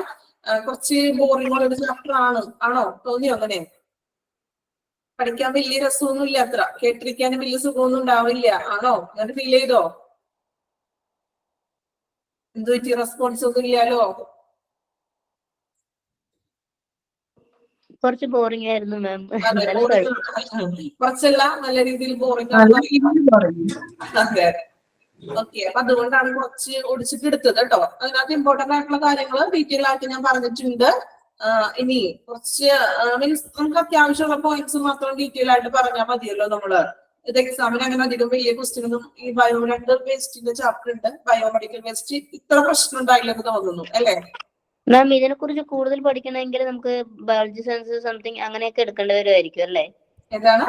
സ്പില്ലേജ് വേസ്റ്റിനെ കുറിച്ചിട്ടേ കൂടുതൽ പഠിക്കണമെങ്കിലും അല്ലെങ്കിൽ ആ ഫീൽഡിൽ വർക്ക് ചെയ്യണമെങ്കിലും നമുക്ക് ബയോളജി സയൻസ് അങ്ങനത്തെ എടുക്കേണ്ടി വരുമായിരിക്കും അല്ലേ? ഇത് കൂടുതലും ഹെൽത്ത് വർക്കേഴ്സിന്റെ ഒക്കെ റിലേറ്റഡ് ആയിട്ടുള്ളതാണ്. കാരണം അവർക്ക് സെപ്പറേറ്റ് ഡിപ്പാർട്ട്മെന്റ് ഉണ്ടല്ലോ, ഈ ക്ലീനിങ് സെക്ഷനും അങ്ങനെയുള്ള ഹെൽത്ത് വർക്കേഴ്സിന്റെ ഡിപ്പാർട്ട്മെന്റിലൊക്കെയാണ് ഈ സ്പില്ലേജ് വേസ്റ്റ് ഒക്കെ വരുന്നത്. നമ്മൾ ഹോസ്പിറ്റൽ അഡ്മിനിസ്ട്രേഷൻ എന്ന് പറഞ്ഞാല് ഒരു ഹോസ്പിറ്റലിന്റെ ഉള്ളിലുള്ള എല്ലാ കാര്യങ്ങളും നമ്മൾ ഓടിച്ചിട്ട് അല്ലെ, ഒരു നഴ്സോ ഒരു ഡോക്ടറോ പഠിക്കുന്നത് പോലെ തന്നെയാണ് നമ്മളും പഠിക്കുന്നത് അല്ലേ? നമ്മൾ എല്ലാ ഡിപ്പാർട്ട്മെന്റ് പഠിച്ചിരിക്കുമ്പോ നമുക്ക് ഇതുവരെ നിങ്ങൾക്ക് ആയാലും ഇപ്പൊ ഒന്നും അറിയാത്ത ഒരാൾക്കാരായിരിക്കാം അല്ലെ. ചിലപ്പോ ഒരു നമ്മൾ എന്തെങ്കിലും ഒരു അസുഖമായിട്ട് ഹോസ്പിറ്റലിൽ പോയി ആ ഡോക്ടറെ കാണാൻ മരുന്ന് വാങ്ങിച്ച് വരുന്ന വ്യക്തികളായിരിക്കാം നിങ്ങൾ ഇതുവരെ, ഇതിക്ക് മുന്നേ വരെ കേട്ടോ. ഫസ്റ്റ് നമ്മള് ഈ ഒരു കോഴ്സ് എടുത്ത് പഠിക്കുന്നതിന് തൊട്ട് മുന്നേ വരെ. പക്ഷെ ഇത് പഠിച്ചു കഴിഞ്ഞിട്ട് നമ്മൾ ഒത്തിരി കാര്യങ്ങൾ നമുക്ക് നമ്മുടെ ഇങ്ങനെയൊക്കെ ആയിരുന്നോ എന്ന് നമ്മൾ ചിന്തിച്ചിട്ടുണ്ടാവും ഇല്ലേ? ചിന്തിച്ചിട്ടുണ്ടോ അങ്ങനെ? തീർച്ചയായിട്ടും മാം. ഹോസ്പിറ്റലിൽ പോയാല് അവിടുത്തെ ഓരോ ഡിപ്പാർട്ട്മെന്റ് കാണുമ്പോ നമ്മൾക്ക് മനസ്സിലറിയാം ഈ ഡിപ്പാർട്ട്മെന്റിൽ ഇന്നത് നടക്കുന്നു, അവിടെ ഇന്ന പ്രോസസ് ഒക്കെ നടക്കുന്നു, അവിടെ ആരാണ് അവിടുത്തെ മെയിൻ ആയിട്ടുള്ള ആള് എന്നൊക്കെ നമുക്ക് ചിന്തിക്കും, അവിടെ ഇരുന്ന് ചിന്തിക്കും. ചിന്തിക്കാറുണ്ട് അല്ലെ? അപ്പൊ അങ്ങനെ ചിന്തിക്കണം. അതിനാണല്ലോ നമ്മൾ പഠിക്കുന്നത്. ഞാൻ പറയാറുണ്ട് നിങ്ങളോട്, എക്സാമിന് വേണ്ടി പരീക്ഷയ്ക്ക് ജയിക്കാനോ അല്ലെങ്കിൽ ഒരു ജോലിയിൽ പ്രവേശിപ്പിക്കാനായിട്ടുള്ള അതിനു വേണ്ടി മാത്രം ഒരിക്കലും നമ്മൾ എന്ത് കോഴ്സ് പഠിച്ചാലും നിങ്ങൾ അത് നമുക്ക് നമ്മുടെ ലൈഫിൽ എവിടെയെങ്കിലും ഇത് റിലേറ്റഡ് ആയിട്ട് വരും, തീർച്ചയായിട്ടും വരും. അത് ഈ ഒരു കോഴ്സ് മാത്രമല്ല, എന്തൊരു കോഴ്സ് എടുത്ത് നമ്മൾ പഠിച്ചിട്ടുണ്ടെങ്കിലും എവിടെയെങ്കിലും ഒക്കെ നമുക്കത് ഭാവിയിൽ വന്നേക്കാം. ഇപ്പൊ നിങ്ങൾ പറഞ്ഞു ഹോസ്പിറ്റലിൽ പോകുമ്പോ മുമ്പ് നമുക്ക് ഇതൊന്നും പഠിച്ചിട്ടില്ല, അപ്പൊ ആ ഒരു അവസ്ഥയിൽ പോയിരിക്കുമ്പോ ഡോക്ടറെ കാണാൻ ഡോക്ടറിന്റെ റൂമിൽ വെയിറ്റ് ചെയ്തിരുന്നു. ജസ്റ്റ് നമ്മൾ ബോർഡൊക്കെ നോക്കി ഒന്ന് വായിച്ച് വെറുതെ ചുമ്മാ അങ്ങനെ ഇരിക്കില്ലേ ഉള്ളൂ. പക്ഷെ ഇപ്പൊ അത് കൂടുതൽ കടന്ന് നമ്മൾ ചിന്തിക്കാൻ തുടങ്ങി ഇല്ലേ? എന്തുകൊണ്ടാണ് നമ്മളുടെ ഉള്ളിൽ നമ്മളിത് പഠിച്ചു വന്നിട്ടുണ്ട് അല്ലെ? അപ്പോ നല്ല രീതിയിൽ തന്നെ പഠിക്കുക. എക്സാമിന് ഇനിയിപ്പോ ചാപ്റ്റേഴ്സ് എനിക്ക് തോന്നുന്നു സെക്കൻഡ് മൊഡ്യൂളിന്റെ എത്ര ചാപ്റ്റർ? ഫസ്റ്റ് മൊഡ്യൂൾ കംപ്ലീറ്റ് ആയോ? അല്ല, ഫസ്റ്റ് മൊഡ്യൂൾ കംപ്ലീറ്റ് ആയോ? ഇല്ല മാം, ഇല്ല മാം, 2 ചാപ്റ്റേഴ്സ് ഇനിയും പെൻഡിങ് ആണ്. മോർച്ചറി സർവീസും ഉണ്ട്, ആംബുലേറ്ററി പിന്നെ എടുത്തു തുടങ്ങി. ആംബുലേറ്ററി തുടങ്ങി. ഓക്കെ, ഇനി മോർച്ചറി സർവീസും അത് മാത്രമേ ഉള്ളൂ ഇനി എടുക്കാനായിട്ട്? അതെ അതെ അതെ, മോർച്ചറി മാത്രമേ ഉള്ളൂ. Okay okay. അത് മിക്കവാറും ഈ ഒരു ചാപ്റ്റർ കഴിഞ്ഞിട്ട് മോർച്ചറി ചാപ്റ്റർ ഞാൻ തന്നെ ആയിരിക്കും സ്റ്റാർട്ട് ചെയ്യുന്നത്. വലിയ കുഴപ്പമില്ല, എനിക്ക് തോന്നുന്നു ഒരു 2-3 ക്ലാസ് ഉള്ളൂ കേട്ടോ. ഇത്രയും കുറഞ്ഞല്ല, എന്തായാലും കുഴപ്പമില്ല. ഇത് ഇച്ചിരി ഇതിനകത്തുനിന്ന് ഒരു ഡൗട്ട് ഉണ്ട് ഇതിനകത്തുനിന്നേ. ഈ 5ാമത്തെ റേഡിയോ ആക്റ്റീവ് സ്പില്ലേജ് വേസ്റ്റിനകത്ത് മാം ഒരു എക്സാമ്പിൾ പറഞ്ഞാൽ റേഡിയേഷൻ തെറാപ്പി ഉണ്ട്, കീമോതെറാപ്പി എക്സാമ്പിൾ പറഞ്ഞിട്ടുണ്ടായിരുന്നു. അപ്പൊ കീമോതെറാപ്പി റേഡിയേഷൻ വഴി ഉള്ളയാണോ അത് ഇഞ്ചെക്ട് ചെയ്യുന്നില്ല, മരുന്ന് ഇഞ്ചെക്ട് ചെയ്ത് അതിനകത്ത് റേഡിയേഷൻ പ്രോസസ്സ് നടക്കുന്നുണ്ടോ? അത് എക്സാമ്പിൾ വരും ഈ റേഡിയോ ആക്റ്റീവ് സ്പില്ലേജിനകത്ത്? ചോദിക്കാറില്ല, അങ്ങനത്തെ എക്സാമിന് ചോദിക്കാറില്ല കേട്ടോ. ഡീറ്റെയിൽ ആയിട്ട് ഇതിനുള്ളിൽ നിന്ന് ഇതുവരെ അങ്ങനെ ചോദിച്ചു കണ്ടിട്ടില്ല ക്വസ്റ്റ്യൻ. നമ്മൾ നോർമലി ചോദിക്കാവുന്ന ക്വസ്റ്റ്യൻസ് ഒക്കെ നിങ്ങൾക്ക് ഞാൻ ഈ ചാപ്റ്റർ കഴിഞ്ഞിട്ട് എക്സ്ട്രാ ക്വസ്റ്റ്യൻ തരാന്ന് കരുതിയാണ്. കീമോ ഞാൻ പറഞ്ഞു തോന്നണം അല്ലേ? കീമോ പറഞ്ഞപ്പോ ഓക്കെ ഓക്കെ, ജസ്റ്റ് ക്യാൻസർ ഇത് പറഞ്ഞപ്പോ ആ ഒരു ഫ്ലോയിൽ പറഞ്ഞു ഇതായിരിക്കും കേട്ടോ. ഓക്കെ, വലിയ ക്വസ്റ്റ്യൻ ഒന്നും വരാറില്ല ഇതിൽ നിന്ന്. അങ്ങനെ ഇപ്പൊ കുറച്ച് ആ ഫുൾ ഫോമുകൾ നമ്മൾ പറഞ്ഞില്ലേ, കുറച്ച് റെഗുലേറ്ററി ആക്ടുകൾ അതൊക്കെ ചോദിക്കാറുണ്ട്, ഫുൾ ഫോമുകൾ കേട്ടോ. ഈ ഒരു ചാപ്റ്റർ കഴിഞ്ഞിട്ട് ക്വസ്റ്റ്യൻസ് തരാം, എക്സ്ട്രാ ക്വസ്റ്റ്യൻസ് കുറച്ച് തരാം കേട്ടോ. എന്നിട്ട് നമുക്ക് ആ ഒരു ചാപ്റ്റർ കൂടി കംപ്ലീറ്റ് ചെയ്യാനുണ്ട്. ശരണ്യ മാം എടുത്ത് ചെയ്ത കണ്ടിന്യൂഷൻ ആയതുകൊണ്ട് അത് മാത്രം നമുക്ക് തുടങ്ങാൻ പറ്റുള്ളൂ. ഫസ്റ്റ് ഒക്കെ നിങ്ങൾ ക്ലാസ്സുകൾ തീർച്ചയായിട്ടും കാണണം എല്ലാവരും കേട്ടോ. അപ്പൊ ഓക്കെ, നെക്സ്റ്റ് ക്ലാസ്സിൽ കാണാം. ഇതുവരെയൊക്കെ ഒന്ന് വായിച്ചൊക്കെ പഠിച്ചൊക്കെ വരാം. Thank you ma'am. Okay, thank you all. Thank you ma'am. Thank you ma'am. Thank you ma'am.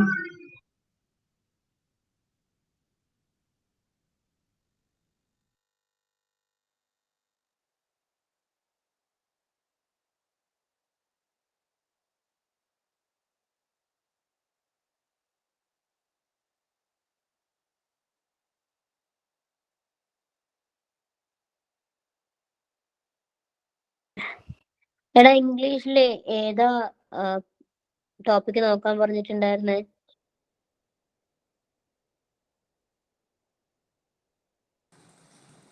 അറിയില്ല, എന്താ ഇന്നെന്തേന്നു? ഹോംവർക്ക് ഉണ്ടോ? അപ്പൊ ഹോംവർക്ക് അല്ലടാ, ഏതോ ഒരു ടോപ്പിക്കിനെ കുറിച്ച് പറയണമെന്ന് പറഞ്ഞില്ലായിരുന്നോ? ഏതായാലും കുഴപ്പമില്ലായിരിക്കും അല്ലേ? നമ്മള് സെക്കൻഡ് മൂവി അങ്ങനെ അതാണോ? അത് കഴിഞ്ഞ പ്രാവശ്യം ചോദിച്ചില്ലേ, second movie favourite second movie, അതിനെ കുറിച്ച് പറയാനല്ലേ പറഞ്ഞപ്പോ. ഇപ്രാവശ്യം വേറെ എന്തോ സാർ പറഞ്ഞിട്ടുണ്ടായിരുന്നു, പക്ഷെ മറന്നുപോയി. ബുക്സിനെ കുറിച്ചിട്ടാണോ?